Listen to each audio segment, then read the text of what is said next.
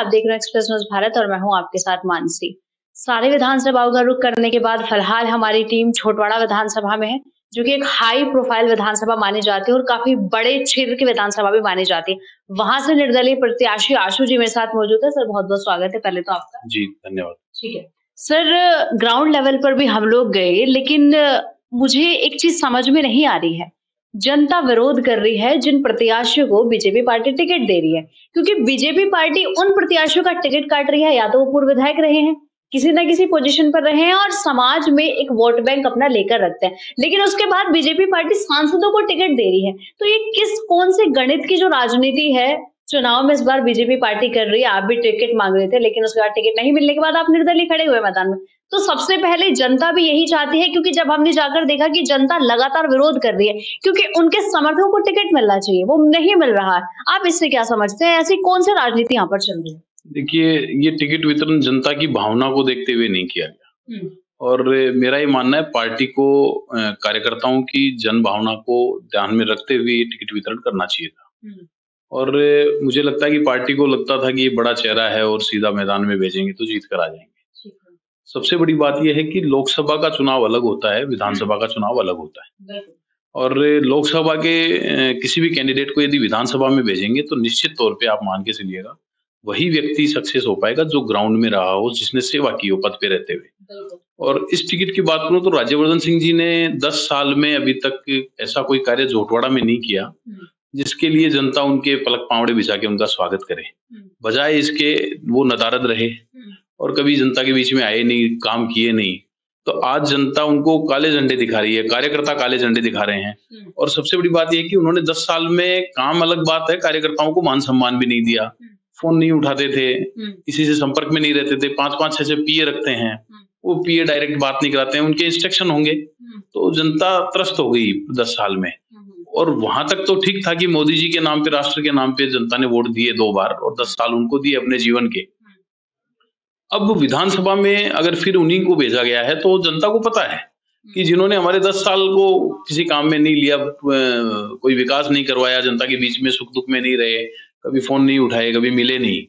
Even बहुत से मुद्दे तो ऐसे हैं, अगर मैं गिनाने लगूं तो शायद ये समय कम पड़ जाएगा। पिछले दिनों की बात बताऊं कि आसलपुर एक बड़ा गांव है जो बीजेपी का कोर वोट बैंक है। वहां भी ऐसे काफी मुद्दे हुए, कोई ट्रेन रुकवाने की मांग को लेके गए, कोई और। तो वहां टाइम लेके वो लोग पहुंचे तो उनसे वो मिले तक नहीं। उन्होंने पूरी रात मतलब शायद कहीं और बितानी पड़ी उनको, बड़े परेशान हुए। ऐसे बहुत से अनेकों कारण है। घोषणाएं इन्होंने इतनी की हैं, वो कभी पूरी नहीं हो पाई।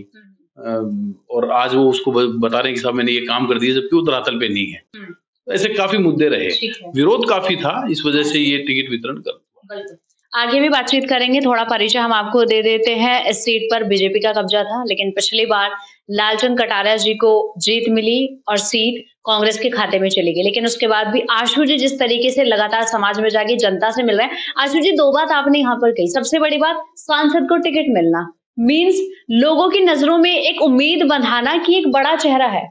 तो फिर मुझे समझ में नहीं आ रहा है विकास की राह कहाँ दिख रही है, क्योंकि जनता को तो विकास चाहिए। तो विकास यहाँ कैसे परिभाषित होगा, विकास कैसे किया जाएगा? क्योंकि अगर लगातार, आप बताइए, बड़े चेहरों को टिकट दिया जाएगा तो विकास कैसे होगा? क्योंकि चुनाव सिर्फ लड़ने का काम नहीं होता। चुनाव में लड़ने के बाद जो प्रतिनिधि आता है उसका एक मकसद होता है विकास करना। तो चेहरों पर राजनीति चल रही है या जनता के विकास पर राजनीति चल रही है? देखिए, मुद्दा मूल वही है, जनता को दर्द यही है। क्योंकि विधानसभा का चुनाव, लोकसभा का चुनाव अलग होता है। विधानसभा का चुनाव जो होता है वो जनता को वो प्रत्याशी चाहिए जो जनता के बीच में रहे, उनके फोन उठाए, उनके सुख में दुख में उनके बीच उपस्थित रहे। अनेकों काम, हजारों काम बढ़ते हैं समाज में रहते हैं। तो ये पद बनाया इसीलिए गया है, देश के लिए, राष्ट्र के लिए बनाया गया लोकसभा का पद, जिसमें सांसद चुन के जाते हैं। लेकिन ये जो चुनाव है, इसके लिए तो सीधा सीधा सब जनता समझती है कि हमारे काम इसी पद से होंगे। जब तक इस पद पे सही व्यक्ति नहीं आएगा तो जनता के काम 5 साल पहले भी, 5-10 साल से बड़ी त्रस्त है जनता। और फिर से वही बात। तो मेरा ये मानना है स्थानीय होना चाहिए, बीच का होना चाहिए, जो काम करे। सबसे बड़ा विरोध तो यही देखा जा रहा है कि बाहरी व्यक्ति को टिकट मिलना।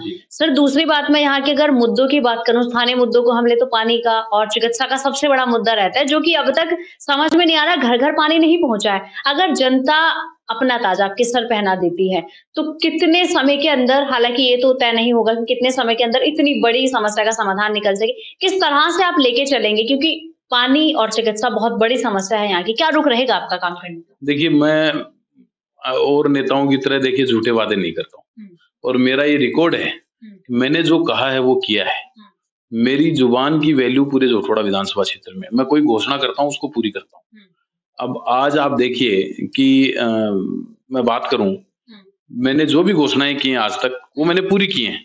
5-6 घोषणाएं मेरी बची हुई हैं जो सिर्फ आचार संहिता की वजह से मान लीजिए या कुछ छोटे मोटे अन्य कारणों की वजह से किन्हीं की आपसी सहमति नहीं बन पाई, ऐसी कोई 2-4 घोषणाएं बची हुई हैं, वो भी मैं पूरी करूंगा। मैं चुनाव जीतूं हारूं वो एक अलग बात है, लेकिन मैंने जो किया है, वो जो कहा है वो मैंने किया है, करके दिखाया है। कोई भी व्यक्ति खड़ा होकर ये नहीं कह सकता कि साहब आपने वो काम नहीं किया, आपने कहा और ये नहीं किया। मैं इस बात का विशेष ख्याल रखता हूँ। आज मैं कहना चाहता हूँ कि मेरे पास कलम की ताकत होगी जनता के द्वारा, तो मैं निश्चित तौर पे मैं मेरे पास जो मुद्दे हैं मेरे सामने हैं, सबसे बड़ा हाई टेंशन लाइन का मुद्दा है, सैटेलाइट हॉस्पिटल का मुद्दा है, और सीवरेज का मुद्दा है, नियमन का मुद्दा है।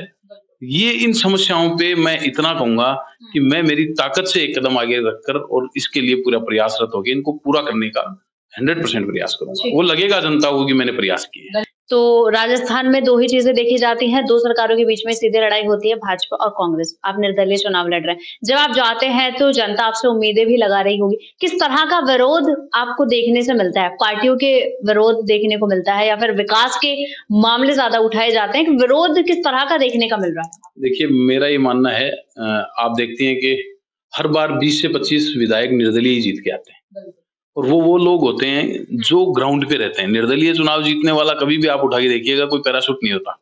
ये जनता को जब समझ में आ जाता है कि वास्तव में ये सेवा करने वाला ये व्यक्ति है, और जहां जिन्होंने समझा है उन्होंने किया है। अभी आप पास में देख लीजिए, बाबूलाल नागर है, उनका टिकट काट दिया, वो निर्दलीय विधायक बन के आए, और आज जनता का वो निर्णय था कि आज वो पंचायत से सीधा उन्होंने जिला बना दिया दूदू को। अगर उस समय जनता ने गलती कर दी होती तो शायद आज दूदू पंचायत का पंचायत ही रहता। तो निर्णय जनता करती है, और जनता कई बार सोच समझ के निर्णय करती है। इस बार झोटवाड़ा का मैं दावा करता हूँ कि जनता ने तय कर लिया है, क्योंकि वो त्रस्त हो गए। वो कांग्रेस बीजेपी सबको देख चुके हैं, और प्रत्याशियों का विशेष ख्याल है उनको, क्योंकि सिंबल तो हमेशा ही आता है, लेकिन प्रत्याशी ऐसे उतार देते हैं। अभी जैसे इन्हीं की बात कर लो या पहले जो भी रहे, जो भी हैं, नाराज है जनता, और जनता इस बार सिंबल पे नहीं चेहरे पे चुनाव लड़ रही है। और मैं तो ये कहूंगा, इस बार तो मुझे तो ये मानो मैं निर्दलीय नहीं हूँ, मैं जनता का प्रत्याशी हूँ। मतलब जनता का सिंबल आपके साथ है? जनता का सिंबल है, जनता का प्रत्याशी हूँ मैं मेरी मर्जी से नहीं तो खड़ा हुआ हूँ।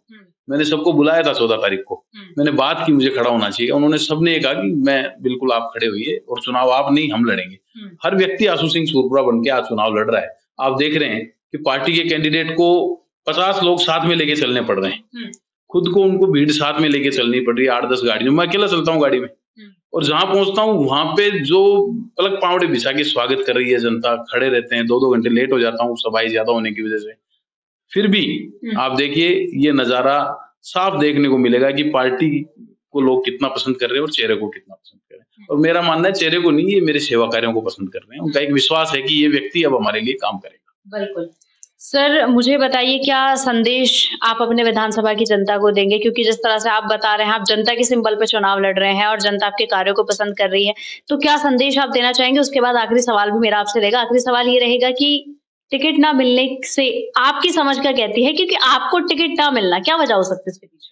नहीं, वजह कुछ नहीं है, शायद पूरी तरीके से ऊपर तक मैं कहूंगा कि सर्वे रिपोर्ट या तो नहीं पहुंची है प्रॉपर तरीके से, पता नहीं। क्योंकि मेरा ये मानना है, मेरा ही नहीं सबका मानना है, 200 विधानसभा की यदि बात की जाए और सर्वे की बात की जाए तो सबसे पहला नंबर झोटवाड़ा का सेवा कार्यों के हिसाब से और मेरी उपस्थिति के हिसाब से फर्स्ट नंबर पे टिकट आना चाहिए था। अगर कोई ये कहे कि हम सर्वे से टिकट दे रहे हैं, तो किसी को भी पूछ लीजिए जो थोड़ा सा भी राजनीति में एक्टिव है, वो ये कहेगा कि झोटवाड़ा में इस व्यक्ति का नाम होना चाहिए था। तो गलत हुआ और प्रॉपर बात पहुंच नहीं पाई होगी, या कोई अलग आलाकमान का फैसला होगा, जो भी था।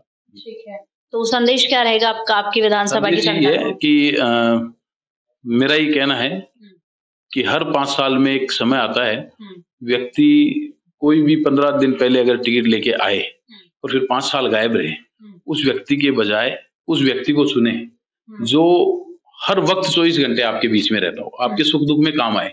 और मैं तो मेरे लिए कहूंगा कि जनता मुझे वोट नहीं दे, वो खुद के लिए वोट करे, वो उस काम के लिए वोट करे जो वो चाहता है, क्योंकि उन्हें पता है कि मैं किस प्रकार से काम कर रहा हूँ, किस प्रकार से समय दे रहा हूँ। मैंने मेरा पूरा जीवन जनता को दिया है और यही कहूंगा कि इस बार जब जनता ताकत देगी तो मेरा पूरा जीवन इस जनता को समर्पित रहेगा। ठीक है, बहुत बहुत धन्यवाद आपका सर बातचीत करने के लिए। आशु सिंह जी का कहना है कि सिंबल पर चुनाव लड़ना एक अलग बात होती है, लेकिन जनता का सिंबल जिसके पीछे हो तो कार्य भी दिखाई देते हैं और विकास भी दिखाई देता है। बाकी पूरी मजबूती के साथ आशु जी ताल ठोक रहे हैं, लेकिन आखिरी फैसला जनता का होता है। जनता अपना ताज किसके सर पहनाएगी वो तो आने वाला समय बताएगा। बाकी मजबूती जिस तरह से आशु सिंह जी की देखने को मिल रही है, बाकी और भी चीजें हैं जिनसे हमने बातचीत करी, उनसे कि टिकट ना मिलने की वजह क्या है। बाकी उन्होंने कहा आला कमान का फैसला था, जो भी होना था हो गया, लेकिन फिर भी वो जनता के बीच जाकर बताएंगे और दिखाएंगे कि विकास क्या होता है। कार्य करने में वो तत्पर रहते हैं। बाकी जैसे हम कह रहे हैं आखिरी फैसला जनता